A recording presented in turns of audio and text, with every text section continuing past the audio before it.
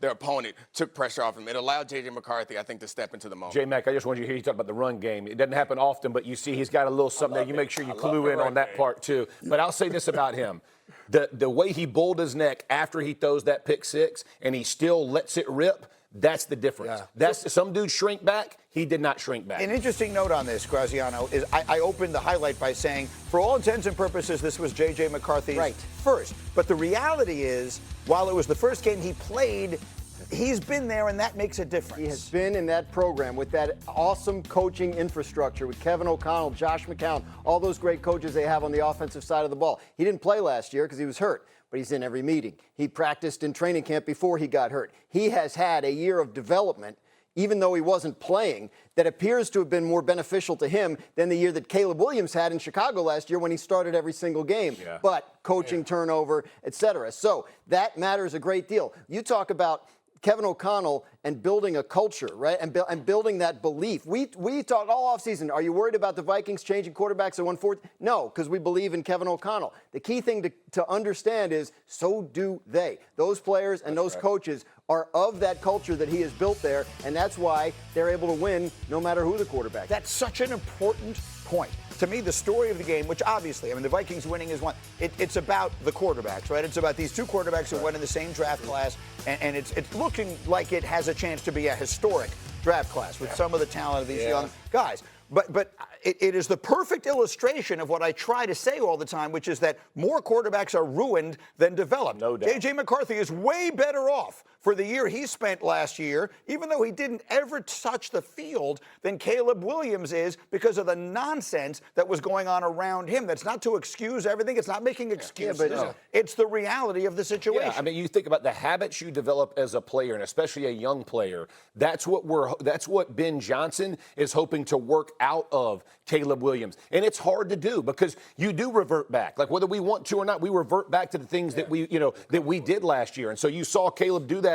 a little bit in the second half. But what O'Connell is doing for McCarthy, that's what Ben Johnson will do for Caleb. It's just going to take time. It's such a gift that Sam Darnold gave them last year because they could use, and the injury stinks, but you're not developing under pressure. When you're week to week, we're like, how are we going to live this week? Right. But they weren't like that last year. So last year they could be like, all right, this week we're going to help you focus on understanding this defense or addressing this part of this shortcoming that you have. It's a great way to be able to develop your quarterback until he's ready. So it doesn't mean he's going to be a rocket ship to the moon. Who knows? But you can clearly see there's a foundation there that is set for success, and he has a great chance. What do we know about him after one game? He's not going to get down if the first 3 quarters don't go well. That's right. And I remember, I've told this story before. I'm sitting there talking to Kevin O'Connell last summer before McCarthy got hurt, and he says about young quarterback development, the thing you want to avoid is when that negativity compounds and it wrecks their confidence. You're going to have bad things happen, but you want to get a guy, you don't want to put a guy in until you're sure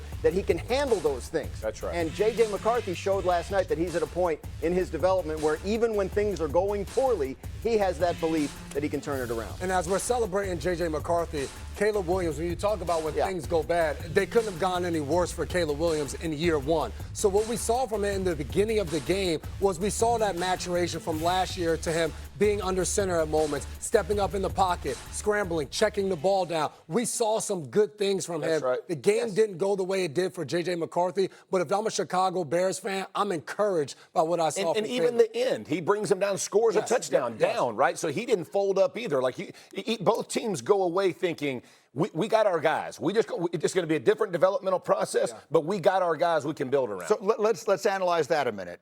First of all, let me put the full screen up here, A10, if I can, please, because Caleb Williams, he starts the game completing his first 10 passes, and Troy Aikman was constantly pointing out on the telecast, they're talking about completions. You know, that's the key to Ben Johnson's offense. He was off target, however, on 29% of his throws for the night, which is the highest rate of any quarterback in week one. In the second half, nearly half his throws, 44%, were off the mark. And further, Troy Aikman, even in that beginning of the game, when he was completing those 10 passes, kept showing you after the play, he had something down here he could have gone for. He had something here he didn't see. So, with that thought in mind, how do you feel if you're the Bears today? Yeah, I was encouraged that he was able to do some of the things where he could make a decision and not try to be Superman all the time. And those checkdowns are good. It was impressive. However, I think that they could have put this game away. And I think that's the part that bites you is like, yeah, you didn't make the big mistake that killed us, but they could have been up several touchdowns. They were dominating that game early, and that's something that they have to address early is him feeling confident and comfortable because we never really saw him the way we saw J.J. McCarthy step back in rhythm and launch it downfield. We never really saw Caleb do that all night. He would step back, bounce around, drop it down to a back, or scramble around and throw it away or throw it downfield. He never really felt comfortable. The difference to me from an offensive perspective, too, is Ben Johnson, when you think about when Detroit was really humming, they ran the ball very, very well, and everything's created off of that, right? They had no rhythm in the run game last night, and they tried, right? They're trying to get the ball, but Williams is their leading rusher as well. Yeah. So your quarterback can't be your leading rusher, right? Yeah, exactly. But we got to be, at some point, you take pressure off of your guy, and Minnesota did a better job of running the ball effectively in the second half, which opened up for JJ. That same thing has to happen. I know they don't think the run game counts, but honestly, it wins a lot of football. You're a little bit new here, J-Mac, but I looked at you need to understand that, if there is ever an issue in the world, Jeff Saturday's answer to it is run the ball. Right. Like, hey, Jeff, I'm late for school today. Yeah. Well, you got to run the ball. Run the ball. And take care of all problems. Hunger, poverty, like all that stuff. You got to run the ball. Right. Next time I'll be all good. I would turn to you and say, hey, Jeff, quit calling the plays.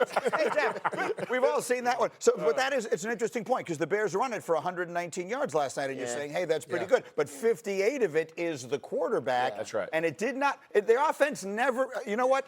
Like, just watching it, I'm just an observer. Their offense never felt like it was clicking at any point. Even when he made some spectacular plays, it never felt like they were in a rhythm. And he rushed for more than the other backs combined. So that's right. That just goes to show you where they're trying to get. And also remember, Caleb Williams is under center more than he had been. Hembo showed me a stat. He threw for twice as many yards on his completions when he was in shotgun than when he was under. So a lot of this, he's still learning as he's going as well. It's a work in progress in Chicago. And